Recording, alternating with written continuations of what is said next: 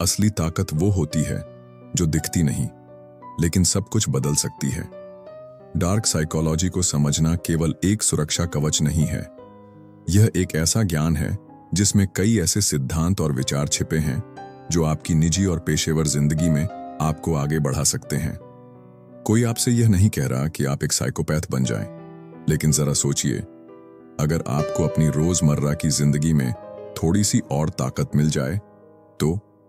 और हां, जहां बड़ी ताकत होती है वहां बड़ी जिम्मेदारी भी होती है। इस किताब का इस्तेमाल आप कैसे करते हैं, यह पूरी तरह आपके हाथ में है। यह एक ऐसा शस्त्र हो सकता है जिससे आप अपने जीवन की दिशा बदल सकते हैं, या फिर एक कवच जो आपको दुनिया की छिपी हुई चालों से बचा सकता है। इस किताब में दिए गए विचार और उदाहरण केवल उपकरण हैं। आप चाहें तो इनसे एक सुंदर जीवन बना लें या फिर किसी को काबू में करने का जरिया बना लें। पर एक बात ध्यान में रखिए, यह किताब ना तो कमजोर दिल वालों के लिए है और ना ही उन लोगों के लिए जो सच्चाई से भागते हैं। एक बार आपने डार्क साइकोलॉजी की दुनिया का पर्दा उठा दिया तो फिर पीछे लौटना नामुमकिन है। आप इंसानी फितरत को वैसे समझ पाएंगे जैसे कुछ ही लोग समझ पाते हैं। अध्याय 1, छुपा हुआ भावनात्मक नियंत्रण, covert emotional manipulation. CEM dark psychology की दुनिया में पहला कदम है, छिपा हुआ भावनात्मक नियंत्रण। इसे CEM कोवर्ट इमोशनल मैनिपुलेशन भी कहा जाता है। कोई संयोग नहीं कि इस किताब की शुरुआत इसी से होती है। डार्क साइकोलॉजी के ज्यादातर हथकंडे किसी न किसी रूप में इसी तकनीक का इस्तेमाल करते हैं। जब आप इस किताब में आगे बढ़ेंगे तो आपको ऐसे कई संकेत दिखेंगे जो CEM की पहचान कराएंगे। तो सबसे पहले जरूरी है समझना, CEM असल में होता क्या है। यह एक व्यक्ति द्वारा दूसरे व्यक्ति की भावनाओं को इस तरह नियंत्रित करने की कोशिश होती है कि सामने वाला यह महसूस भी न कर सके कि उस पर कोई असर डाला जा रहा है। यह धीरे धीरे बड़े महीन तरीके से किया जाता है ताकि आपको लगे कि यह आपकी अपनी सोच है। अध्याय 1, छुपा हुआ भावनात्मक नियंत्रण, कवर्ट इमोशनल मैनिपुलेशन। CEM छुपा हुआ भावनात्मक नियंत्रण, यानी किसी के विचारों और भावनाओं को इस तरह प्रभावित करना कि वह खुद को प्रभावित होता हुआ महसूस भी न कर पाए। इस कॉन्सेप्ट को बेहतर ढंग से समझने के लिए इसके 3 शब्दों को अलग अलग देखें, कोवर्ट, इमोशनल और मैनिपुलेशन। कोवर्ट यानी छिपा हुआ। कुछ लोग दूसरों को प्रभावित करने के अपने इरादों को इस कदर छिपा लेते हैं कि सामने वाले को भनक तक नहीं लगती। ऐसी हर भावना जनित चाल कवर्ट नहीं होती, लेकिन जो होती हैं वो इतनी मासूम लगती हैं कि पीड़ित को कभी एहसास ही नहीं होता कि उसके साथ कुछ गलत हुआ है। उसे यह भी नहीं पता चलता कि उसे कैसे प्रभावित किया गया या क्यों। CEM दरअसल एक डार्क साइकोलॉजी का स्टेल्थ बॉम्बर है जो तब तक आपकी चेतना से बचा रहता है जब तक बहुत देर न हो जाए। इमोशनल यानी भावनात्मक इसका केंद्र बिंदु होता है। भावनाएं कई तरह की मानसिक चालें होती हैं, किसी के व्यवहार को बदलना, उनके विश्वासों को हिलाना या उनकी इच्छा शक्ति को कुंद करना। लेकिन CEM का मकसद होता है सीधे आपकी भावनाओं पर वार करना, क्योंकि जो इंसान भावनात्मक रूप से कमजोर हो जाए उसके बाकी सारे पहलू अपने आप गिरने लगते हैं। इमोशंस हमारी सोच, फैसले, आत्मसम्मान और रिश्तों की जड़ होती है। अगर कोई इन्हें नियंत्रित कर ले तो सब कुछ उसके काबू में होता है। मैनिपुलेशन यानी नियंत्रण, पर्दे के पीछे से अक्सर लोग इन्फ्लुएंस, प्रभाव और मैनिपुलेशन, नियंत्रण को एक जैसा समझते हैं, लेकिन इन दोनों में मूलभूत अंतर है। एक इन्फ्लुएंसर का मकसद होता है, मैं तुम्हें ऐसा निर्णय लेने में मदद करना चाहता हूं जो तुम्हारे लिए अच्छा हो, जबकि एक मैनिपुलेटर सोचता है, मैं तुम्हें छुप छुप कर इस तरह चलाऊं कि मेरा ही फायदा हो और तुम्हें भनक भी न लगे। यही छुपी हुई मानसिकता CEM को बाकी हर चीज से अलग बनाती है। CEM के उपयोग की सबसे आम जगहें। अब जब आप समझ चुके हैं कि CEM क्या है, आइए अब जानते हैं यह सबसे ज्यादा कहां देखने को मिलता है। 4 प्रमुख क्षेत्र हैं जहां CEM आमतौर पर पाया जाता है। व्यावसायिक संबंध, प्रोफेशनल, निजी रिश्ते, पर्सनल, रोमांटिक रिश्ते, रोमांटिक परिवार, फैमिली, इनमें से सबसे आम और सबसे खतरनाक होता है रोमांटिक सीईएम। ये वह स्थिति होती है जहां एक पार्टनर दूसरे को धीरे धीरे इस कदर नियंत्रण में ले आता है कि सामने वाले को एहसास तक नहीं होता। वो अब खुद के लिए नहीं बल्कि अपने साथी के इशारों पर जी रहा है। कौन है ये लोग? सीईएम सिर्फ हालात नहीं, व्यक्तित्वों में भी झलकता है। ऐसा रोमांटिक पार्टनर जो मीठी बातों की आड़ में सब कुछ कंट्रोल करना चाहता है। ऐसा तथाकथित दोस्त जो हमेशा आपको गिल्ट, सिंपैथी और ऑब्लिगेशन की भावना से बांधे रखता है। इन लोगों का मकसद है आपको भावनात्मक रूप से उलझा देना ताकि आप हमेशा उनके जरिए संचालित होते रहें। और सबसे चौंकाने वाली बात, आपको ये कभी महसूस ही नहीं होने देंगे कि आप नियंत्रित हो रहे हैं। अध्याय 1 भाग 3। छुपी हुई भावना से पूरी दुनिया को चलाना। अब तक आप समझ चुके हैं कि कोवर्ट इमोशनल मैनिपुलेशन सीईएम क्या होता है, ये कहां-कहां पाया जाता है और किन लोगों के द्वारा इस्तेमाल किया जाता है। अब हम कुछ और व्यावहारिक उदाहरणों और तकनीकों को जानने जा रहे हैं जिससे यह कला और भी खतरनाक बन जाती है। दोस्ती में छल, ऐसे रिश्ते जिनमें आप भरोसा करते हैं, वहीं सीईएम सबसे बारीकी से काम करता है। जैसे कोई मित्र जो आपको हर समय गिल्ट, हमदर्दी और कर्तव्य की भावना से बांधे रखता है।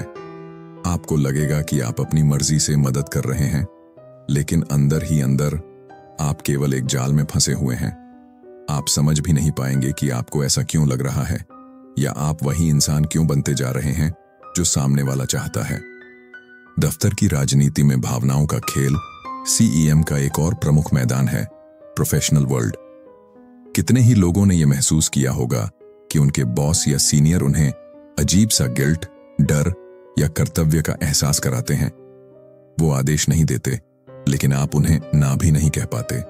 आप समझ ही नहीं पाते कि ये भावनाएं आती कहां से हैं। आप बस चलते जाते हैं जैसे कोई अदृश्य डोर आपको खींच रही हो।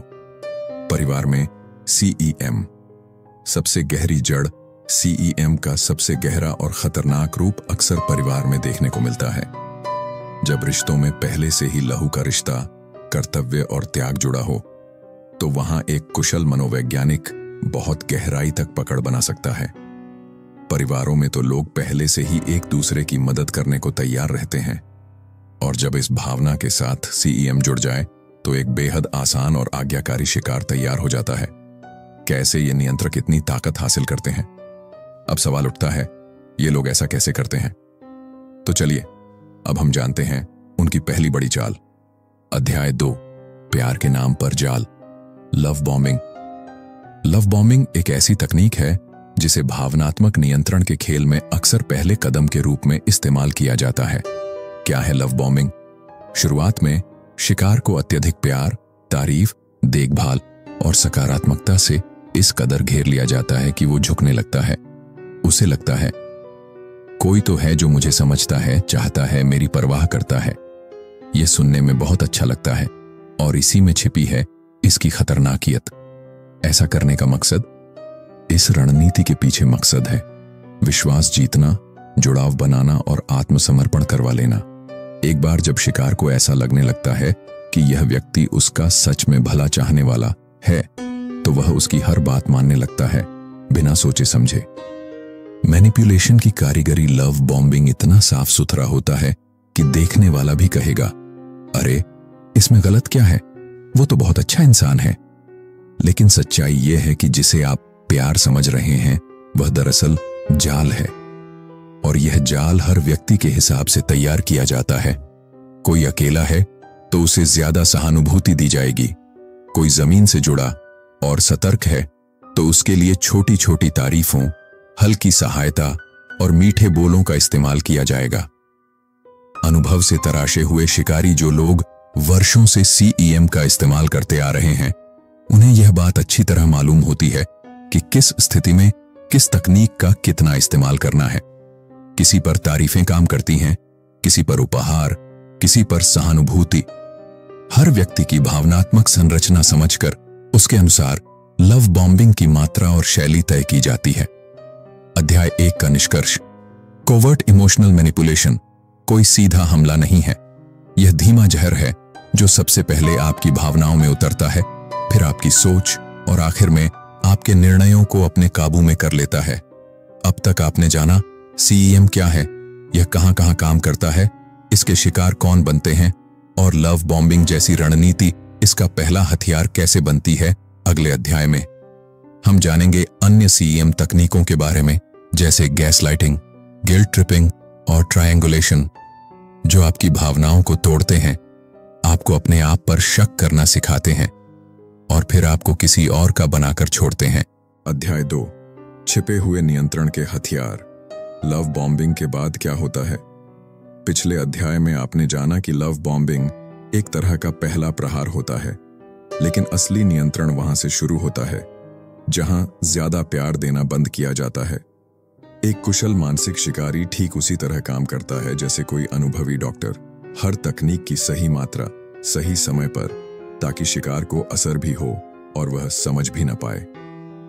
रीइंफोर्समेंट।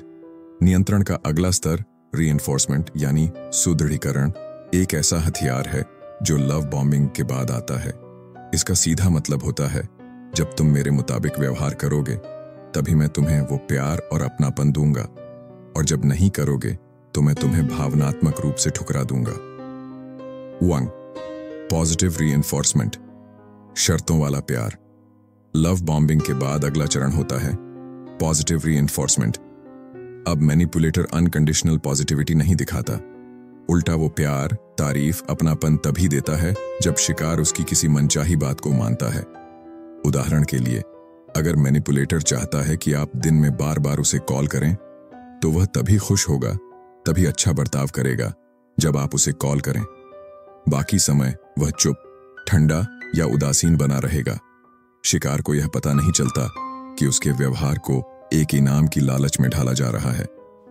वो बस यही महसूस करता है, जब मैं ये करता हूं तो वो खुश होता है, और जब नहीं करता तो दूर हो जाता है। 2. Intermittent positive reinforcement. अब अनिश्चितता शुरू। इस चरण में बात और पेचीदा हो जाती है। अब मैनिपुलेटर चाहता है कि शिकार सिर्फ उसकी मर्जी से नहीं, उसके मूड से भी संचालित हो। आईपीआर का मतलब है कभी कभी मनचाहा व्यवहार होने के बावजूद भी कोई इनाम या स्नेह नहीं दिया जाएगा। उदाहरण के लिए, मान लीजिए शिकार ने अपने मैनिपुलेटर के लिए कोई तोहफा लिया, लेकिन इस बार मैनिपुलेटर ने कोई खास प्रतिक्रिया नहीं दी। इससे शिकार को एक अजीब सी बेचैनी होती है। उसे लगता है इस बार क्या कमी रह गई, और वह अगली बार और ज्यादा देने और ज्यादा झुकने और हर हाल में खुश करने की कोशिश करता है। इसी अनिश्चितता से एक भावनात्मक भूख पैदा होती है, एक ऐसा प्यासा मन जो थोड़ी सी भी पॉजिटिविटी के लिए कुछ भी करने को तैयार हो जाता है। यह सब कब होता है? जब आप खुद को बार बार यह कहते हुए पाते हैं, मुझे नहीं पता कि मैं ऐसा क्यों कर रहा हूं, वो मुझसे खुश क्यों नहीं है, मैंने तो सब कुछ किया था, शायद मैं ही गलत हूं।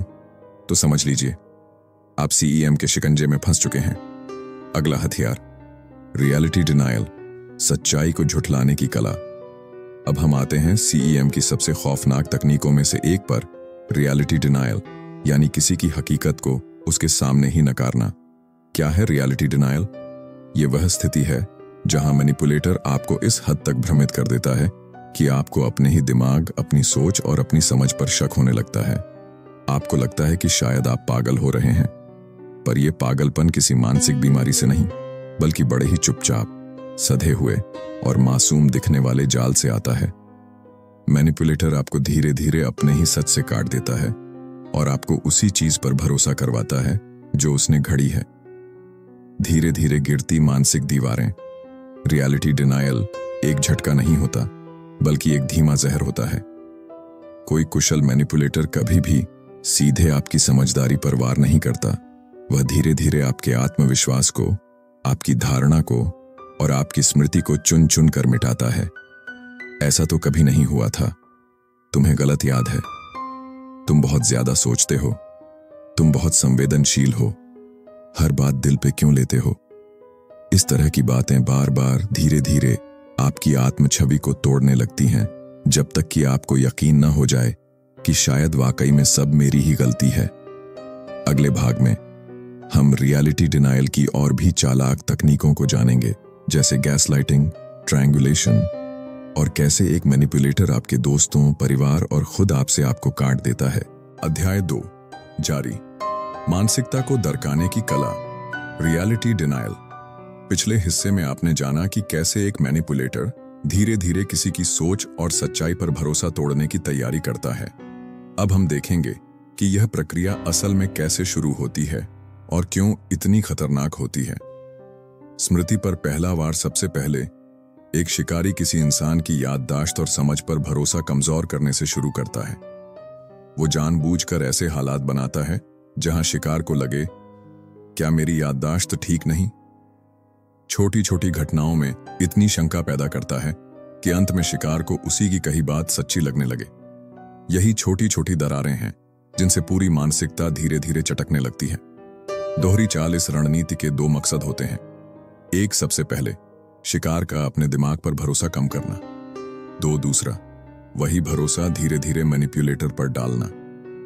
धीरे धीरे शिकार को लगने लगता है, शायद मेरी याददाश्त इतनी सही नहीं, अच्छा है कोई है जो मुझे सही याद दिला देता है। यहीं से जाल पूरी तरह कसने लगता है। बढ़ता भ्रम और आत्मदोष शुरुआत में ये कोई बड़ी बात नहीं लगती।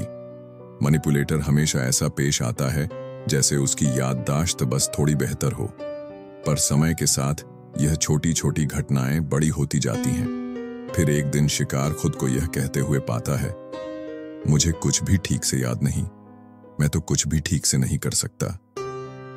और इस बिंदु पर इंसान अपनी बुद्धिमत्ता, आत्मसम्मान और सही गलत का विवेक खोने लगता है। सबसे खतरनाक बात, शिकार को कभी यह एहसास नहीं होने दिया जाता कि यह सब जानबूझकर किया जा रहा है। वो अपनी हालत का सारा दोष अपने ही दिमाग पर डालने लगता है। यही है रियलिटी डिनायल की सबसे घातक शक्ति। अध्याय 3 डार्क परसुएशन, एक और मनोवैज्ञानिक जाल। अब हम आते हैं CEM का एक और चेहरा, डार्क परसुएशन, यानी दूसरों को अपने स्वार्थ के लिए इस कदर मनाना कि वो अपनी ही भलाई के खिलाफ काम करने लगे। परसुएशन, क्या यह हमेशा गलत होता है? सबसे पहले यह समझना जरूरी है, हर परसुएशन बुरी नहीं होती। अगर कोई पुलिस वाला किसी को आत्महत्या करने से रोकता है या कोई मीडिएटर आतंकवादी से बंधक छोड़ने के लिए कहता है, तो यह पॉजिटिव परसुएशन है। यह इंसान की मदद करने का एक तरीका है, इसमें कोई छुपा स्वार्थ नहीं। डार्क परसुएशन कब बनता है काला सच? डार्क परसुएशन में कुछ खास बातें होती हैं। इसका मकसद शिकार के भले के लिए नहीं, बल्कि केवल मैनिपुलेटर के फायदे के लिए होता है। यह अक्सर नैतिकता से परे या पूरी तरह अनैतिक होता है। इसमें शिकार को ऐसा महसूस कराया जाता है जैसे वो कोई सही कदम उठा रहा हो, जबकि असल में वो अपनी ही बर्बादी की ओर बढ़ रहा होता है। डार्क परसुएशन का DNA पॉजिटिव परसुएशन की मंशा होती है, मैं तुम्हारी मदद करना चाहता हूं। डार्क परसुएशन की मंशा होती है, मैं तुम्हें ऐसा करने पर मजबूर करूंगा जिससे सिर्फ मेरा फायदा होगा, चाहे तुम्हें नुकसान ही क्यों ना हो। किस वजह से लोग ऐसा करते हैं? हर डार्क परसुएडर का मकसद अलग हो सकता है। कोई सिर्फ अपने स्वार्थ के लिए आपको मोहरे की तरह इस्तेमाल करता है, कोई नुकसान पहुंचाने के सुख के लिए ऐसा करता है, भले ही उसे कोई लाभ न हो। कुछ लोग केवल दूसरों पर काबू रखने का एहसास चाहते हैं। सकारात्मक और नकारात्मक परसुएशन के नतीजे, पॉजिटिव परसुएशन में हमेशा शिकार को किसी न किसी रूप में लाभ होता है, चाहे वो खुद का, मैनिपुलेटर का या किसी तीसरे व्यक्ति का, पर अंत में नतीजा किसी के भले में जाता है। लेकिन डार्क परसुएशन में हालात बिल्कुल उल्टे होते हैं। मैनिपुलेटर को हमेशा कोई न कोई लाभ मिलता है, शिकार को अक्सर नुकसान ही होता है, चाहे वो भावनात्मक हो, आर्थिक या सामाजिक। अध्याय 3 डार्क परसुएशन की असली सूरत। हमने जाना कि डार्क परसुएशन किस तरह लोगों को उनकी ही भलाई के खिलाफ कदम उठाने के लिए मना लेता है, लेकिन बात सिर्फ यहीं तक सीमित नहीं रहती। असल में सबसे खतरनाक डार्क परसुएडर्स न सिर्फ अपने शिकार को नुकसान पहुंचाते हैं, बल्कि कई और लोगों को भी अपने फायदे के लिए तबाह कर देते हैं। आत्महत्या तक के लिए उकसाना सोचिए। एक शख्स किसी दूसरे को आत्महत्या करने के लिए इस तरह मनाता है कि उसे लगे यही सही रास्ता है, लेकिन असल में परसुएडर ने जीवन बीमा इंश्योरेंस पॉलिसी पर पैसे कमाने के लिए ऐसा किया। शिकार अपनी जान खो देता है। वो सारे लोग जो उससे जुड़े थे, परिवार, दोस्त, रिश्तेदार, सब टूट जाते हैं और परसुएडर वो फायदा कमाकर आगे बढ़ जाता है। यही है डार्क परसुएशन की भयावह हदें। अध्याय 4, डार्क परसुएडर्स को बेनकाब करना। तो आखिर ये लोग होते कौन हैं? कौन करता है डार्क परसुएशन? इनकी सबसे खास पहचान है, या तो उन्हें दूसरों की तकलीफों की कोई परवाह नहीं होती, या फिर उन्हें किसी और की भावनाओं को महसूस करने की काबिलियत ही नहीं होती। इन्हें अक्सर 2 श्रेणियों में बांटा जा सकता है। नार्सिसिस्ट, जो खुद को सबसे ऊपर समझते हैं। सोशियोपैथ्स, जिन्हें किसी और की भावनाओं की कोई समझ नहीं होती। रिश्तों में छुपे शिकारी डार्क परसुएशन का सबसे आम ठिकाना होता है निजी रिश्ते। कई बार एक पार्टनर या कभी-कभी दोनों ही एक दूसरे पर इस तरह की मानसिक पकड़ बनाते हैं। उदाहरण, किसी को नौकरी छोड़ने से रोकना, अपने शौक पूरे करने से मना करना, ये कहकर रोकना कि ये सब हमारे रिश्ते के लिए अच्छा नहीं है। लेकिन असलियत में यह रिश्ते की भलाई नहीं, बल्कि एक व्यक्ति का दूसरे पर कंट्रोल होता है। रिश्ता धीरे धीरे एक मनोवैज्ञानिक उत्पीड़न, साइकोलॉजिकल अब्यूज में बदल जाता है। अध्याय 5, डार्क परसुएडर्स की रणनीतियां। अब सवाल है, ये लोग अपने इरादों को अंजाम कैसे देते हैं? बहुत से लोग इस विचार को ही नकार देते हैं कि ऐसा कुछ हो सकता है, पर यही तो इन परसुएडर्स की सबसे बड़ी चाल है। वो इतनी सफाई से काम करते हैं कि सामने वाला समझ ही नहीं पाता कि उसके साथ क्या हो रहा है। रणनीति 1, द लॉन्ग कॉन, लंबा चुपचाप चलने वाला खेल। लॉन्ग कॉन यानी एक बहुत ही धीमी लेकिन बेहद सोच समझकर रची गई योजना। लोग आमतौर पर परसुएशन से इसलिए बच जाते हैं क्योंकि उन्हें लगता है कोई उन पर दबाव डाल रहा है या उन्हें उस व्यक्ति पर भरोसा नहीं होता। द लॉन्ग कॉन इन दोनों ही बातों को खत्म कर देता है। भरोसे का जाल। लॉन्ग कॉन में मैनिपुलेटर सबसे पहले आपका भरोसा जीतता है। वो जरूरत से ज्यादा दोस्ती जताता है, आपके आराम और सुरक्षा का नकली एहसास देता है और आपको यह लगता है इस इंसान के साथ मैं सुरक्षित हूं। फिर शुरू होता है असली खेल। पहला चरण, पॉजिटिव परसुएजन का झूठा मुखौटा, मैनिपुलेटर। शुरुआत में आपके लिए अच्छी सलाह देता है। बेहतर बैंक खाता खोलने की सलाह, महीने का बिल कम कराने का तरीका बताना। शिकार को लगता है वाह, ये इंसान तो मेरा भला चाहता है। लेकिन यहां 2 चीजें हो रही होती हैं। शिकार धीरे धीरे उस इंसान की परसुएशन को नॉर्मल मानने लगता है। उसके मन में यह धारणा बनने लगती है कि परसुएशन हसन कुछ अच्छा होना। उदाहरण, विधवा महिला की कहानी मान लीजिए। एक वृद्ध महिला हाल ही में अपने पति को खो चुकी है। वो भावनात्मक रूप से बेहद कमजोर है। तभी उसकी जिंदगी में एक आदमी आता है। हो सकता है वो उसका रिश्तेदार हो या फिर चर्च का कोई सदस्य। वो उससे बेहद संवेदनशीलता और धैर्य से पेश आता है। धीरे धीरे महिला का दिल नरम होने लगता है। वो उस आदमी की मौजूदगी में खुद को सुरक्षित महसूस करने लगती है। और फिर शुरू होता है असली खेल। वो आदमी छोटे छोटे फायदेमंद सुझाव देने लगता है। यह बैंक अकाउंट बदल लो, इसमें ज्यादा ब्याज मिलेगा। ये योजना अपनाओ, तुम्हारा खर्च कम होगा। महिला इन बातों से खुश होती है। उसे लगता है किसी ने उसका ख्याल रखा। लेकिन यही था लॉन्ग कॉन का पहला पक्का कदम। अध्याय 5, भाग 2, धीरे धीरे उतरता अंधेरा।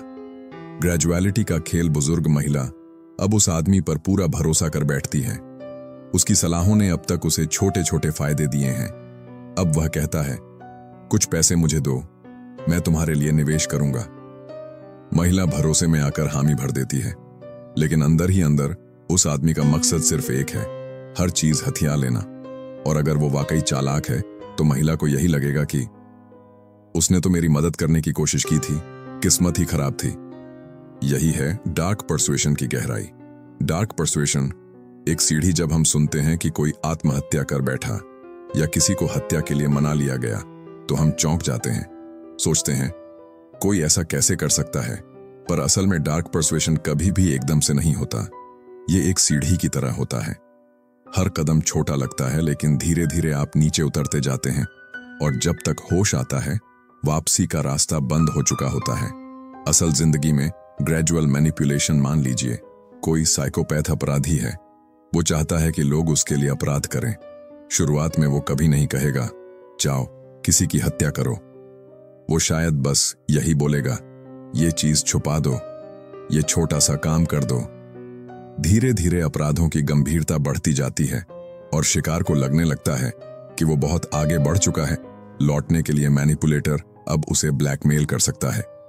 पहले जो किया वो मैं सबको बता दूंगा। और यही डर शिकार को सबसे घिनौने काम तक ले जाता है। अध्याय 6, असली इरादों को छुपाना। Masking intentions.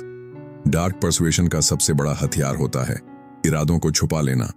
ऐसा पर्सुएडर हर स्थिति को समझता है, शिकार की भावनाओं को पढ़ता है और उसी के मुताबिक अपनी चालें बदलता है। ट्रिक 1, 2 मांगे, पहली बड़ी, दूसरी असली। मान लीजिए कोई शख्स आपसे $200 उधार लेना चाहता है पर वापस करने का कोई इरादा नहीं है। क्या वो सीधा आपसे $200 मांगेगा? नहीं, वो पहले कहेगा मेरी हालत बहुत खराब है, मुझे $1000 चाहिए। आप जवाब देंगे इतना तो मुझसे नहीं हो पाएगा। तब वो कहेगा ठीक है, कम से कम $200 मिल जाएं तो बिजली का बिल भर जाऊं।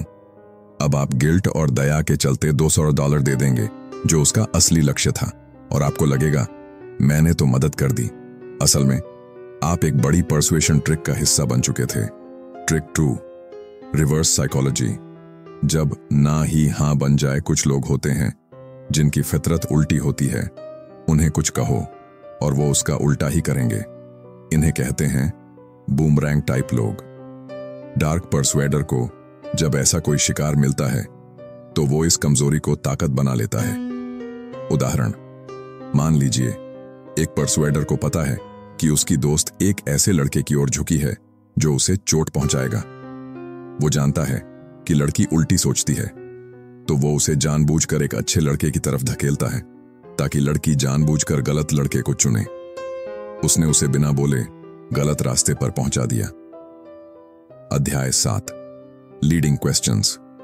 शब्दों का जाल। अगर आपने कभी कोई चालाक सेल्समैन देखा हो तो आप जानते होंगे मुंह से निकले कुछ शब्द ही आपको हां कहने पर मजबूर कर सकते हैं। डार्क पर्सुएडर्स इसी कला में माहिर होते हैं। वो ऐसे सवाल पूछते हैं जो दिखते तो मासूम हैं, पर आपके जवाब ही आपको उसी जाल में खींच लेते हैं जहां वो आपको ले जाना चाहते हैं। अध्याय 7, भाग 2, शब्दों से फिसलते दिमाग, लीडिंग क्वेश्चंस और मानसिक नियंत्रण।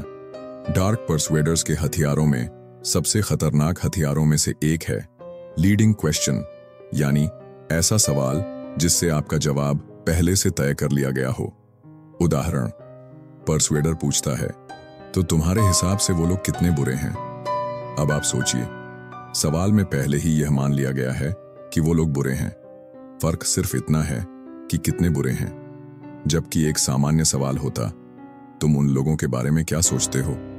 यही फर्क है लीडिंग और नॉन लीडिंग सवालों में। लेकिन ये सवाल सिर्फ चालाकी से चलते हैं। अगर शिकार को जरा भी एहसास हो जाए कि उसे किसी दिशा में धकेला जा रहा है तो वो रुक जाता है, सवाल करता है और दूर हटता है। डार्क पर्सुएडर जब यह महसूस करता है कि शिकार को शक हो गया है तो वह फौरन रणनीति बदल देता है। वह तब तक इंतजार करता है जब तक शिकार फिर से शांत न हो जाए, फिर वापस वही चाल, लीडिंग सवालों का इस्तेमाल। अध्याय 8, मूड का जादू। Law of state transference. State यानी व्यक्ति की मानसिक और भावनात्मक स्थिति। अगर किसी व्यक्ति के विचार, बोलचाल और व्यवहार तीनों एक जैसे हों तो उसे कहते हैं सशक्त कॉन्ग्रुएंट स्टेट।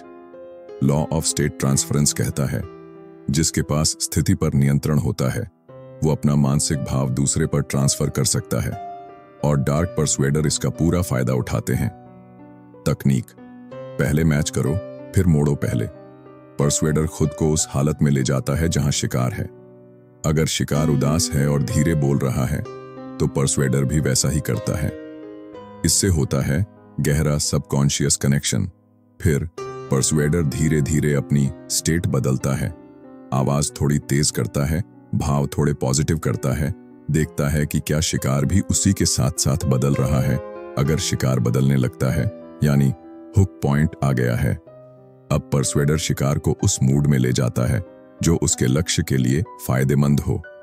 खुश गुस्से में प्रेरित या डरा हुआ, यह तकनीक दिखाती है कि अचेतन संकेत कितने ताकतवर होते हैं और कैसे कोई भी इंसान दूसरे के नियंत्रण में आ सकता है। अध्याय 9, अदृश्य मानसिक नियंत्रण, अनडिटेक्टेड माइंड कंट्रोल। लोग अक्सर सोचते हैं मेरे दिमाग पर मेरा ही नियंत्रण है, जैसे मेरा हाथ मेरा है वैसे मेरा मन भी। पर क्या वाकई जब हम सपना देख रहे होते हैं, क्या हम तय करते हैं कि क्या सपना आए? जब ध्यान भटकता है, क्या हम चुनते हैं कि कौन सी बात दिमाग में घुसे? सच यह है, हमारा दिमाग बहुत ज्यादा प्रभावित होने वाला यंत्र है। सोचिए, जब आप हॉरर फिल्म देखते हैं, आप जानते हैं कि यह फिल्म है, फिर भी जब बैकग्राउंड म्यूजिक बदलता है, कैमरा एंगल झुकता है, अंधेरा गिरता है, आपका शरीर सच में डरने लगता है। अब सोचिए, अगर एक फिल्म जिसका सच होना आप जानते हैं फिर भी आपको इतनी गहराई से प्रभावित कर सकती है, तो एक चालाक इंसान जो छुपकर आपको प्रभावित कर रहा हो, वो कितना गहरा असर डालेगा। सबसे खतरनाक है वो मानसिक नियंत्रण जो पता ही न चले। अगर शिकार को अंदाजा हो जाए कि कोई उसकी सोच बदल रहा है, वो विरोध कर सकता है, भाग सकता है या बचाव कर सकता है। लेकिन अगर परसुएडर ऐसा कर रहा है बिना दिखे, तो शिकार के पास बचाव का वक्त नहीं होता। अध्याय 10, दिमाग पर डिजिटल नियंत्रण, मीडिया मैनिपुलेशन। पहले जमाने में मीडिया से दिमाग पर असर डालना सिर्फ बड़ी कंपनियों या सरकारों के हाथ में था, पर अब तो हर किसी के हाथ में है। एक स्मार्टफोन, एक लैपटॉप और ढेरों सोशल मीडिया ऐप्स। आजकल एक अकेला इंसान भी पूरी भीड़ के विचारों को घुमा सकता है। अध्याय 11, अदृश्य काबू का मास्टरमाइंड, अनडिटेक्टेड माइंड कंट्रोलर्स कौन होते हैं? डिजिटल युग में मीडिया आधारित मानसिक नियंत्रण की ताकत अब उन लोगों के हाथ में भी है जो सबसे ठंडे और संवेदनहीन दिमागों वाले चालबाज होते हैं। लेकिन इन तकनीकों को समझने से पहले हमें उन्हें समझना होगा जो इनका इस्तेमाल करते हैं। ये लोग कौन हैं? ये होते हैं अनडिटेक्टेड माइंड कंट्रोलर्स। ऐसे लोग जो दूसरों को इस तरह प्रभावित करते हैं कि सामने वाले को पता ही नहीं चलता। ये आमतौर पर दिखने में सीधे, तर्कशील और शांत होते हैं, पर अंदर से बेहद चालाक, धैर्यशील और डरपोक। इनका हर कदम सोच समझकर होता है। ये झपटने वाले शिकारी नहीं, बल्कि धीरे झर घोलने वाले रणनीतिकार हैं। इनका असली डर है पकड़े जाना। इसीलिए ये पर्दे के पीछे रहकर दिमाग की डोरियां खींचते हैं, एक छिपे हुए कठपुतली नचाने वाले की तरह। अध्याय 12, अदृश्य नियंत्रण की रणनीतियां, tactics of the mind controllers. अब बात करते हैं उन विशिष्ट तकनीकों की जिनसे ये मास्टरमाइंड किसी का दिमाग बिना पता चले कंट्रोल कर लेते हैं।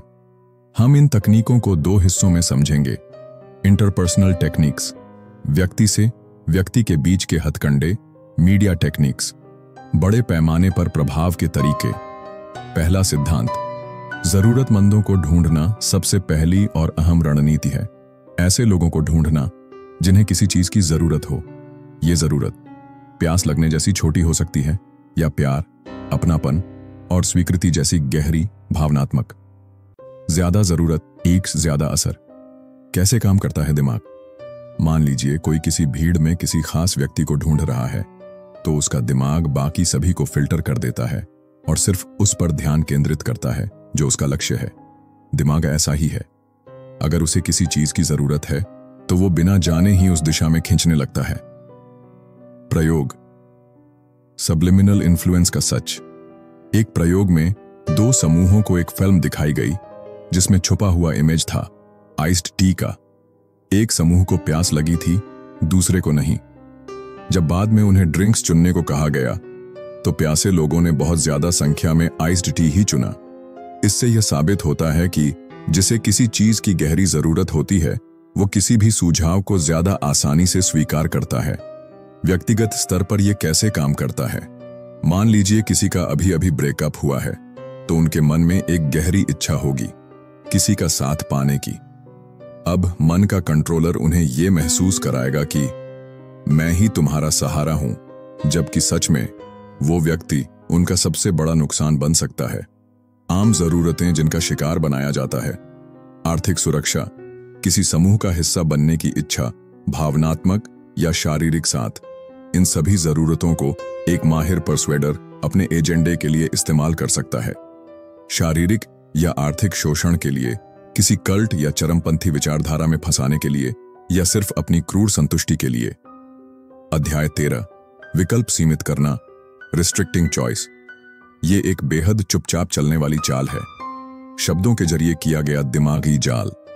यह तकनीक डार्क साइकोलॉजी का हिस्सा है, क्योंकि ये शिकार को ऐसा विकल्प देती है जो असल में विकल्प है ही नहीं। और खास बात ये, अगर शिकार को शक हो जाए तो परसुएडर के पास हमेशा होते हैं बचने के रास्ते।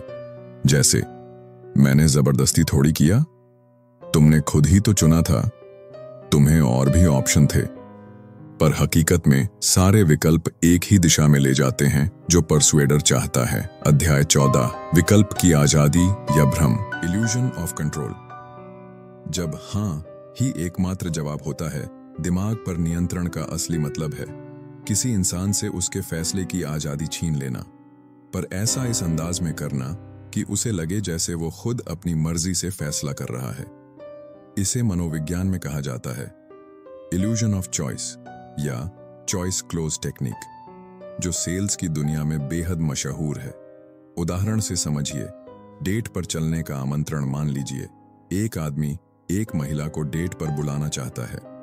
सामान्य व्यक्ति का तरीका, वो हिम्मत जुटाता है, थोड़ी घबराहट के साथ पूछता है, क्या तुम मेरे साथ बाहर चलोगी? ये एक खुला सवाल है जिसमें ना कहने की पूरी आजादी है। मनोवैज्ञानिक चालबाज का तरीका, वही स्थिति, पर अब मंच पर आता है एक अनडिटेक्टेड माइंड कंट्रोलर। वो पहले महिला को आकर्षण, मजाक और अपनापन से सॉफ्ट स्टेट में लाता है, यानी जहां उसकी मानसिक रक्षा कमजोर हो चुकी होती है। फिर वो आत्मविश्वास के साथ कहता है, तो मैं तुम्हें गुरुवार ले जा रहा हूं या शनिवार को। यहां ध्यान दीजिए, ना का कोई विकल्प ही नहीं है, सिर्फ दो विकल्प हैं, दोनों हाँ। जब शिकार को शक होता है, अगर महिला को बाद में एहसास हो कि उससे उसका फैसला छीन लिया गया था, तो वो मैनिपुलेटर दो तरीके अपनाता है। एक, इनकार, डिनायल, मैंने कब ऐसा कहा, तुम ज्यादा सोच रही हो। दो, फ्रेम बदलना, रीफ्रेम, तुम मेरे हर शब्द का इतना विश्लेषण क्यों कर रही हो, ये बात मुझे चोट पहुंचाती है। इस तरह वो संवेदना या अपराध बोध का इस्तेमाल करता है ताकि वो खुद दोषी न दिखे और शिकार खुद को दोषी महसूस करे। अध्याय 15, आंखों के धोखे, मीडिया के जरिए दिमाग पर राज मीडिया इमेजरी मैनिपुलेशन। हमारी पांचों इंद्रियां हमें दिशा दिखाती हैं, लेकिन अगर कोई चाहे तो यही इंद्रियां हमारे सबसे बड़े धोखेबाज बन सकती हैं। इनमें सबसे ताकतवर है दृष्टि, विजुअल परसेप्शन। हम सपने में भी दृश्य रूप में सोचते हैं। हम जब किसी को याद करते हैं तो उसका चेहरा आंखों के सामने आता है, ना कि उसकी आवाज या खुशबू। मीडिया और विजुअल कंट्रोल, पहले ये ताकत सिर्फ बड़ी कंपनियों और संस्थाओं के पास थी। वे फिल्मों में, टीवी में 1 सेकंड से भी कम के लिए कोई इमेज, जैसे किसी प्रोडक्ट या इंसान की, चुपके से डाल देते थे। जैसे ही वह इमेज हमारी आंखों से होकर अवचेतन मस्तिष्क में जाती थी, हमारे इमोशंस और फैसले उसी दिशा में बहने लगते थे, बिना यह जाने कि ऐसा क्यों हो रहा है। राजनीतिक इस्तेमाल, यह तकनीक 21वीं सदी के चुनावों में भी इस्तेमाल की गई। कैमरे के एक झटके में उम्मीदवार का चेहरा या विरोधी के खिलाफ नफरत फैलाने वाला दृश्य छुपाकर डाला गया, और परिणाम, भावनाएं कंट्रोल में, वोट कंट्रोल में। अब हर हाथ में है ये ताकत। अब यह कंट्रोल सिर्फ संस्थाओं के पास नहीं है, बल्कि हर आम इंसान के मोबाइल में है। अब कोई भी तय करके किसी खास इंसान को प्रभावित कर सकता है। इमेज कंट्रोल का व्यक्तिगत उदाहरण, मान लीजिए एक लड़की को कीड़ों से बेहद डर लगता है। उसका बॉयफ्रेंड जानता है ये डर। अब जब वो वीडियो कॉल करता है तो बैकग्राउंड में ऐसी किताब रख देता है जिस पर एक कीड़े की फोटो है। लड़की शायद उसे जागरूक रूप से न देखे, लेकिन उसका मस्तिष्क उसे गहराई में दर्ज कर लेता है। नतीजा, अचानक मन खराब होना, घबराहट या डिस्कनेक्शन, बिना कारण समझे। अध्याय 16, वो आवाज जो नजर नहीं आती, साउंड मैनिपुलेशन। जब संगीत बन जाए मानसिक हथियार, आंखों के बाद अगर कोई इंद्रिय हमारे मन पर सबसे ज्यादा असर डालती है तो वो है ध्वनि, साउंड। आपने भी अनुभव किया होगा, कभी कोई गाना ऐसा दिमाग में अटकता है कि चाहकर भी निकल नहीं पाता। यह कोई संयोग नहीं, बल्कि सुनाई न देने वाला मनोवैज्ञानिक नियंत्रण है। रिसर्च क्या कहता है? एक मशहूर प्रयोग में जब किसी रेस्तरां में फ्रेंच संगीत बजाया गया तो ग्राहकों ने ज्यादातर फ्रेंच वाइन ही ऑर्डर की। मजे की बात, जब उनसे पूछा गया तो किसी को भी नहीं लगा कि संगीत ने उनकी पसंद को प्रभावित किया। साउंड के पीछे छिपा जादू ध्वनि को छुपाकर इस्तेमाल करने का ये खेल मीडिया और मनोरंजन तक ही सीमित नहीं है। गंभीर उदाहरण, नॉर्थ कोरिया में नागरिकों को नियमित रूप से देशभक्ति गीत सुनाए जाते हैं। धीरे धीरे ये गाने दिमाग के गहरे हिस्सों में घर कर लेते हैं, हल्का लेकिन असरदार। जैसे ही हम McDonald's I am loving it की धुन सुनते हैं, हम बिना सोचे ही पूरा विज्ञापन दोहराने लगते हैं। यह है साउंड कंट्रोल का गुप्त जाल। व्यक्तिगत स्तर पर ऑडियो कंट्रोल। अब ये हथियार सिर्फ सरकारों या कंपनियों के पास नहीं है, व्यक्तिगत मैनिपुलेटर्स भी इसका इस्तेमाल कर सकते हैं। सबसे डरावना तरीका, सोते हुए नियंत्रण। आपने वो सीडी या एप्स देखी होंगी जो नींद में बजती है और स्मोकिंग छोड़ने या आत्मविश्वास बढ़ाने में मदद करती हैं। अब कल्पना कीजिए, एक डार्क कंट्रोलर उन्हीं तरीकों का बुरा रूप लेकर आए। शिकार के गहरी नींद में होने पर वो कानों में धीमे धीमे अपने आदेश डालता है जो सीधा दिमाग के सबसे गहरे हिस्सों में उतरते जाते हैं। शब्दों को छुपाकर बोलना एक और चाल है, शब्दों को समान ध्वनियों में छुपा देना। उदाहरण, फिल्म अमेरिकन साइको। मुख्य किरदार पीड़ित से कहता है, I am into executions and murders. लेकिन जब सामने वाला पूछता है, तुमने क्या कहा, तो वो मुस्कुराकर जवाब देता है, I am in acquisitions and mergers. पर सच्चाई ये है कि पहला वाक्य शिकार के अवचेतन मन में दर्ज हो चुका होता है। ध्वनियां जो सुनाई नहीं देती, कुछ खास अल्ट्रासोनिक फ्रीक्वेंसी जो इंसानी कान नहीं सुन सकते, पर मस्तिष्क उन्हें महसूस करता है।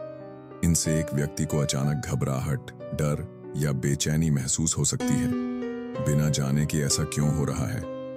इन्हें हॉरर फिल्मों में तो इस्तेमाल किया ही जाता है, अब कुछ लोग निजी जीवन में भी इनका गुप्त मानसिक हमला करने लगे हैं। अध्याय 17, माइंड गेम्स। वो खेल जो दिखते नहीं, माइंड गेम्स ऑलवेज डार्क। मानसिक चालबाजियां, ये बस माइंड गेम्स हैं। ये वाक्य आपने कई बार सुना होगा, पर असली सवाल ये है, क्या हम वाकई जानते हैं माइंड गेम्स क्या होते हैं?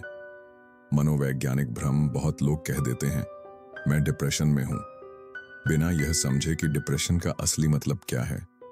वैसे ही लोग कहते हैं, वो मुझसे माइंड गेम्स खेल रहा है, जबकि वो सिर्फ मजाक कर रहा होता है या किसी सरप्राइज की ओर इशारा कर रहा होता है।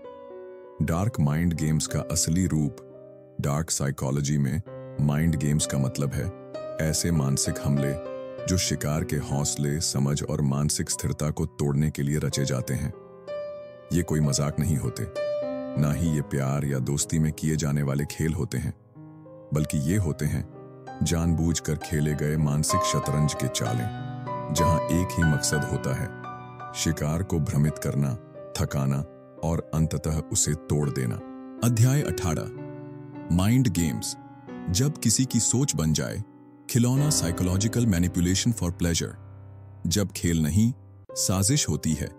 कभी कभी मनोवैज्ञानिक मैनिपुलेशन किसी मकसद से नहीं किया जाता, बल्कि सिर्फ इसीलिए क्योंकि मजा आता है।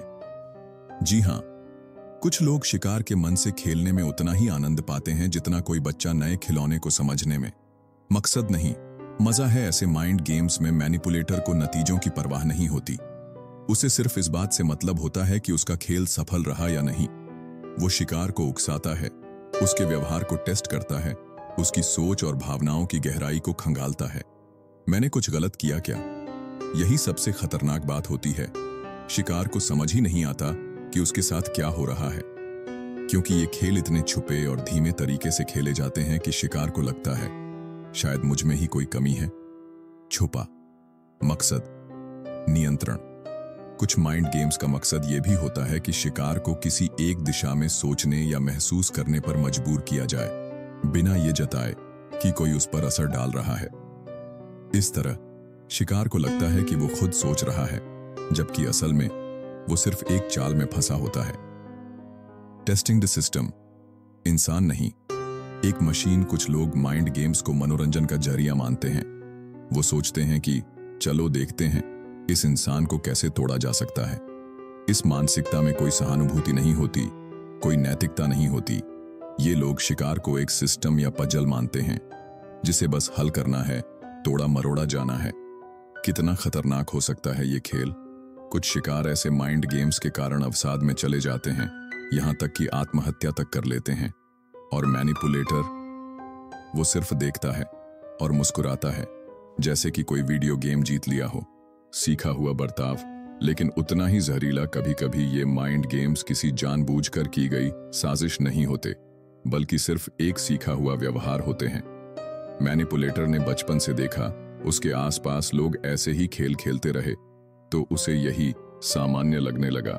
लेकिन ध्यान रहे, अनजाने में किया गया अन्याय भी अन्याय ही होता है, जो बदल ही नहीं सकते।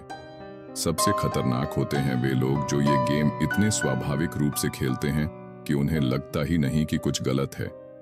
ऐसे लोग शायद ही कभी बदल सकें, क्योंकि उन्हें खुद पर शक ही नहीं होता। अध्याय 19, अल्टीमेटम। जब शर्तें रिश्तों को बंधक बना लेती हैं। माइंड गेम्स के सबसे खतरनाक रूप में से एक, या तो ये करो या मैं चला जाऊंगा।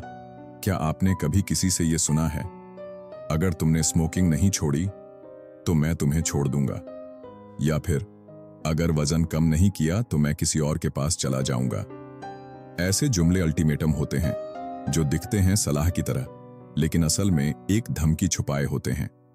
हर अल्टीमेटम बुरा नहीं होता, लेकिन फर्क कैसे करें, जरूरी यह है कि हम ये समझें। हर अल्टीमेटम माइंड गेम नहीं होता। कभी कभी कोई करीबी इंसान हमें सुधारने या बचाने के लिए एक सख्त बात करता है, जैसे अगर तुम पीना बंद नहीं करोगे तो मैं तुम्हारे पास नहीं रह पाऊंगा। इसका उद्देश्य हो सकता है हमें नुकसान से बचाना। तो सवाल उठता है, कब ये माइंड गेम बन जाता है? अल्टीमेटम, एक अंधेरे खेल का चेहरा। जब अल्टीमेटम में ये तीन चीजें मौजूद हों तो समझ लीजिए ये एक साइकोलॉजिकल ट्रैप है। जिसने अल्टीमेटम दिया है उसका मकसद उसका आपके जीवन में स्थान, पोजीशन और खुद अल्टीमेटम का नैतिक स्वरूप मकसद में छुपा अंधेरा। अगर कोई व्यक्ति आपकी भलाई के लिए नहीं बल्कि अपने फायदे या आप पर नियंत्रण जमाने के लिए अल्टीमेटम दे रहा है, तो ये है डार्क साइकोलॉजी। तुम कौन होते हो? अल्टीमेटम देने वाले का स्थान भी जरूरी है। अगर अल्टीमेटम देने वाला आपका अफेयर पार्टनर है, इलिसिट रिलेशन, बॉस है जो पर्सनल जिंदगी में दखल दे रहा है, या कोई ऐसा दोस्त जो आपको ज्यादा कंट्रोल करने लगा है, तो ये रेड फ्लैग है। यहां तक कि पति पत्नी, माता पिता जैसे करीबी रिश्ते भी अल्टीमेटम का इस्तेमाल मनोवैज्ञानिक शोषण के लिए कर सकते हैं। असली माइंड गेम तब होता है जब अल्टीमेटम आपसे कुछ ऐसा करने को कहे जो आपके नैतिक मूल्यों के खिलाफ हो या आपके भले के विरुद्ध हो। उदाहरण के तौर पर, अगर तुम मेरी कंपनी में चोरी नहीं करोगे तो मैं तुम्हें प्रमोट नहीं करूंगा, या अगर तुम मेरी मर्जी से शादी नहीं करोगे तो मैं तुम्हारा सच सबको बता दूंगा। यहां शर्तें केवल आदेश नहीं बल्कि एक मानसिक बंधन बन जाती हैं। अब तक आपने जाना अल्टीमेटम कब मददगार होता है, कब ये एक मनोवैज्ञानिक हथियार बन जाता है, और कैसे पहचानें कि कोई आपकी सीमाओं से खेल रहा है। लेकिन कहानी यही नहीं रुकती। अगले अध्याय में हम जानेंगे ऐसे और भी माइंड गेम्स के बारे में जो रोजमर्रा की बातचीत में छिपे रहते हैं और धीरे धीरे आपकी सोच को घेर लेते हैं। अध्याय 20, जब प्यार शर्त बन जाए, अल्टीमेटम और इटर्नल ब्रेकअप केस स्टडी। अगर किसी को शराब से नफरत हो, कल्पना कीजिए एक ऐसे इंसान की जिसे शराब पीने से शारीरिक तकलीफ होती है या वो सिद्धांतों के कारण उससे दूर रहता है। अब एक मैनिपुलेटर इस बात को नोट करेगा और उसी आधार पर शुरू करेगा भावनात्मक ब्लैकमेल का खेल। छोटे छोटे अल्टीमेटम जो आत्मा पर वार करते हैं। मेरे साथ एक पैग पी लो वरना मैं पार्टी से चला जाऊंगा, या तो शराब पियो या पार्टी में मत आना, वहां तुम्हारी जगह नहीं। शराब यहां बस एक माध्यम है, असली मकसद है शख्सियत को मोड़ना, इच्छाओं को कुचलना और खुद को सुपीरियर साबित करना। और जब ये गेम जानलेवा रूप ले लेता है, डार्क साइकोलॉजी का सबसे अत्यधिक और घिनौना रूप होता है धमकियां जो आत्महत्या, आत्म नुकसान या हत्या तक ले जाए। उदाहरण, अपना हाथ काटो वरना मैं अपना 3 बार काटूंगा, या उस आदमी को मार दो नहीं तो मैं तुम्हें छोड़ दूंगी। इससे साबित होगा कि तुम मुझसे प्यार नहीं करते। कभी कभी ये धमकी सुसाइड पैक्ट के रूप में दी जाती है, जहां एक व्यक्ति सच में जान दे देता है और मैनिपुलेटर उसे मरने के लिए अकेला छोड़ देता है। द इटर्नल ब्रेकअप, जब ब्रेकअप एक हथियार बन जाए। एक स्वस्थ रिश्ते की सबसे बुनियादी जरूरत होती है सुरक्षा का एहसास, लेकिन एक मैनिपुलेटर इस विश्वास को तोड़ने में माहिर होता है। वो बार बार ऐसा माहौल बनाता है जहां रिश्ता हर वक्त टूटने के कगार पर लगता है। इसे कहते हैं इटर्नल ब्रेकअप। ये माइंड गेम 3 रूपों में खेला जाता है। ओवर इम्प्लाइड ब्रेकअप, छुपी हुई धमकी। यहां मैनिपुलेटर सीधे ब्रेकअप की बात नहीं करता, बल्कि इशारों में संकेत देता है कि वो कभी भी छोड़ सकता है। जैसे, मैं इस सब को ज्यादा दिन नहीं झेलूंगा, अगली छुट्टियों में मैं अकेले ही जाऊंगा। इससे पीड़ित के मन में डर और असुरक्षा की भावना भर जाती है। 2. प्रॉमिस्ड ब्रेकअप, भविष्य की धमकी। यहां मैनिपुलेटर खुलकर बोलता है, मैं तुम्हें जल्दी छोड़ने वाला हूं, अब और नहीं सहूंगा, हम अलग हो जाएंगे। लेकिन असल में ब्रेकअप होता नहीं है, बस धमकी दी जाती है। 3. एक्चुअल फेक ब्रेकअप, नकली विदाई। यहां मैनिपुलेटर सच में ब्रेकअप करने का ड्रामा करता है, बैग पैक कर लेता है, घर छोड़ने की बात करता है या सोशल मीडिया पर ब्रेकअप स्टेटस डाल देता है। फिर जब विक्टिम दुखी होकर रोता गिड़गिड़ाता है, तो मैनिपुलेटर दयालु बनकर उसे वापस अपनाता है। इससे पावर डायनामिक्स ऐसे हो जाते हैं कि पीड़ित टूटता है और मैनिपुलेटर मसीहा बनकर उभरता है। मैनिपुलेटर का असली मकसद क्या होता है? पावर शिफ्ट करना, सारा नियंत्रण अपने हाथ में लेना, विक्टिम को कांस्टेंट एंजाइटी में रखना, यह टेस्ट करना कि विक्टिम कितना सहन कर सकता है, और अंत में खुद को समझदार और दयालु साबित करना। तो ये गेम चलता कैसे है? आप सोच सकते हैं, कोई क्यों बार बार ऐसे झूठे ब्रेकअप को सहता रहेगा? जवाब है इमोशनल कंडीशनिंग। हर ब्रेकअप के बाद विक्टिम खुद को गुनहगार मानता है और मैनिपुलेटर को रिश्ते का एकमात्र सहारा मानने लगता है। यह एक तरह का इमोशनल एडिक्शन बन जाता है। अब तक आपने जाना कैसे शराब जैसी चीज को अल्टीमेटम में बदला जाता है, कैसे इमोशनल मैनिपुलेशन जानलेवा रूप ले सकता है, और इटर्नल ब्रेकअप कैसे इंसान को मानसिक रूप से गुलाम बना देता है। अगले अध्याय में हम बात करेंगे उन और माइंड गेम्स की जो दूसरों को गिल्ट में डुबोकर अपना उल्लू सीधा करते हैं। अध्याय 21, जाल से निकले हुए परिंदे का डर और अधूरी मोहब्बत का खेल। बस छोड़ दो उस इंसान को। कह देना आसान है, बहुत से लोग सोचते हैं अगर वो इंसान तुम्हें बार बार तोड़ रहा है तो उसे छोड़ क्यों नहीं देते। लेकिन ये एक बुनियादी गलतफहमी है, क्योंकि डार्क साइकोलॉजी में फंसे व्यक्ति की मानसिक स्थिति सामान्य नहीं रहती। वो डर, गिल्ट और भ्रम की ऐसी जेल में होता है जहां सही गलत की पहचान ही मिट जाती है। मैनिपुलेटर की शक्ति वहां बढ़ती है जहां विक्टिम का आत्मबल टूटता है। इसीलिए वो टूटे रिश्ते को बनाए रखने की कोशिश करता है, क्योंकि उसे लगता है कि यही उसका सब कुछ है, जबकि मैनिपुलेटर इसे एक गेम जोन मानता है, एक ऐसा खेल जहां सिर्फ वो जीतता है। इटर्नल ब्रेकअप के गहरे जख्म। जब कोई व्यक्ति लंबे समय तक इटर्नल ब्रेकअप जैसे खेल का शिकार बनता है, तो उसके अंदर धीरे धीरे पैदा होने लगते हैं ट्रस्ट इश्यूज। किसी पर भरोसा करना लगभग नामुमकिन हो जाता है। इमोशनल डैमेज, परिवार और प्रोफेशनल लाइफ बर्बाद हो सकती है।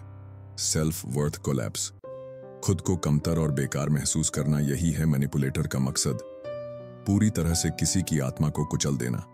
जब इंसान नौकर बन जाता है, इतनी बार तोड़े जाने के बाद पीड़ित ऐसा महसूस करता है कि उसका एक ही मकसद है, मैनिपुलेटर को खुश रखना। वो हर डर, हर जरूरत, हर उम्मीद को अपने अंदर दबा लेता है, सिर्फ इसलिए कि वो अगली ब्रेकअप धमकी से बच सके। और तब मैनिपुलेटर को अब कोई दिलचस्पी नहीं रहती। क्योंकि उसने जो पाना था, कंट्रोल, सबमिशन, दर्द का आनंद, वो सब पा चुका होता है। अब वो नए शिकार की तलाश में निकल पड़ता है, पीछे छोड़ता है एक टूटी हुई जिंदगी, हार्ड टू गेट, मासूम दिखने वाला जहरीला खेल। कभी कभी कोई इंसान थोड़ा सा चैलेंजिंग बनने की कोशिश करता है रिश्ते की शुरुआत में। ये ठीक भी है, वो हर बार फोन ना उठाए, हर मिलने का प्लान ना माने, थोड़ा मिस्ट्री बनाए रखे। इसका मकसद होता है आकर्षण, और अक्सर ये एक स्वस्थ रोमांटिक शुरुआत बनती है। लेकिन डार्क साइकोलॉजी में हार्ड टू गेट बन जाता है एक क्रूर रणनीति। यहां फर्क सिर्फ टाइमिंग में नहीं, बल्कि इरादों में भी होता है। शुरुआत में अवेलेबल, फिर धीरे धीरे गायब होना मैनिपुलेटर जानता है। अगर शुरू से ही ज्यादा अफेक्शन और कमिटमेंट दिखा दिया जाए तो विक्टिम इमोशनली जुड़ जाएगा, और एक बार जुड़ गया तब धीरे धीरे वो उपलब्ध नहीं होता, कांटेक्ट कम करता है, अवॉइडेंस शुरू करता है। यानी शुरुआत में क्लिंगी, बाद में कोल्ड। यह एक उल्टा खेल है, जहां प्यार की जमीन पक्की बनाकर उस पर धीरे धीरे अनदेखी के कांटे बो दिए जाते हैं। मैनिपुलेटर का मकसद क्या होता है? विक्टिम को चेज करवाना, उसका हर रिएक्शन पढ़ना, खुद को सुपीरियर और डिजायरेबल बनाए रखना, पावर को एक तरफा बनाना। जब एक कमिटेड रिलेशनशिप में एक इंसान बार बार अनअवेलेबल हो जाता है तो दूसरे इंसान को लगता है मैं ही गलत हूं, मुझे और कोशिश करनी चाहिए, मुझे चेस करना चाहिए।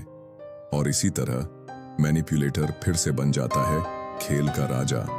अब तक आपने जाना क्यों मैनिपुलेटर को छोड़ना आसान नहीं होता, इटर्नल ब्रेकअप से विक्टिम कैसे साइकोलॉजिकल गुलाम बन जाता है, और हार्ड टू गेट कैसे प्यार का ढोंग बनकर दूसरे को इमोशनली एग्जॉस्टिंग चेज में डाल देता है। अध्याय 22, छुपी हुई चालें और टूटता भरोसा। हार्ड टू गेट और डिसेप्शन। जब पास आने और दूर जाने का खेल शुरू होता है, मैनिपुलेटर जानता है कि अगर वो केवल दूरी बनाए रखेगा तो एक समय पर शिकार थक जाएगा, इसलिए वो पास आने का भ्रम भी देता है। वो कभी कभी भावनात्मक रूप से सहानुभूति दिखाता है, कभी प्यार जताता है, कभी अवेलेबल दिखता है, और फिर अचानक फिर से दूर हो जाता है। ये एक ऐसा मेंटल योयो बन जाता है जिसमें विक्टिम को कभी सुख कभी दर्द मिलता है, लेकिन कंट्रोल हमेशा मैनिपुलेटर के हाथ में होता है। यही है वो जगह जहां मनोवैज्ञानिक भ्रम शुरू होता है और आत्मविश्वास का पतन। अध्याय 23, धोखा, मासूमियत या मनोवैज्ञानिक हथियार। अब बात करते हैं उस शब्द की जो जिंदगी बदल सकता है, डिसेप्शन यानी धोखा। क्या हर धोखा गलत होता है?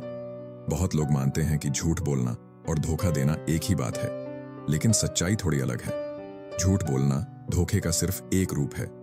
धोखा वो हर बात या हर हरकत है जो किसी को गलत यकीन दिलाए, चाहे वो कुछ न कहना, ओमिट करना हो, गलत इशारा देना या झूठे सबूत पेश करना।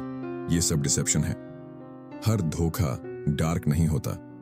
हम सब कभी ना कभी छोटे मोटे डिसेप्शन का सहारा लेते हैं, शर्म के कारण दूसरों को ठेस ना पहुंचे, इसीलिए, या कभी कभी खुद को बेहतर दिखाने के लिए। उदाहरण के लिए, रिसर्च कहती है कि ज्यादातर पुरुष डेटिंग साइट्स पर अपनी हाइट के बारे में झूठ बोलते हैं। क्या इसका मतलब वो सब डार्क मैनिपुलेटर्स हैं? नहीं। कभी कभी इंसान खुद को भी धोखा देता है, अपने स्वास्थ्य, महत्वाकांक्षाओं या खुशियों को लेकर। ये सभी आम इंसानी व्यवहार हैं। लेकिन अब सवाल ये उठता है, डार्क डिसेप्शन क्या होता है? जब धोखा जानबूझकर दिया जाए और इसका मकसद दूसरे को नुकसान पहुंचाना हो या कम से कम उनकी परवाह बिल्कुल ना करना हो, तब वो बन जाता है डार्क डिसेप्शन।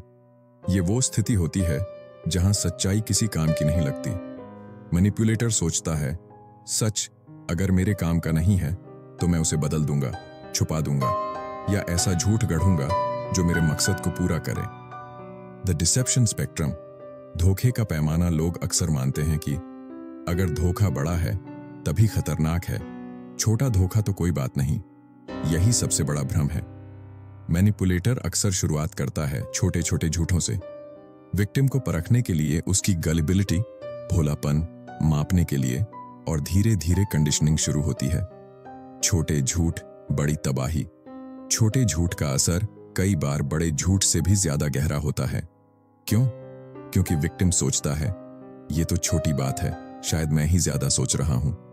धीरे धीरे वो अपने तर्क, लॉजिक और समझदारी, रीजन पर शक करने लगता है।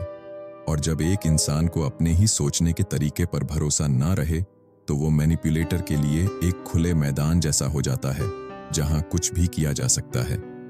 मैनिपुलेटर का मास्टर प्लान: पहले विक्टिम के दिमाग में कंफ्यूजन डालो, फिर उनके रीजनिंग को अंडरमाइन करो और अंत में उन्हें खुद पर ही शक करने पर मजबूर कर दो। इस अध्याय से क्या सीखा? हार्ड टू गेट का खेल तब खतरनाक होता है जब वो विक्टिम को झुलसाने लगे।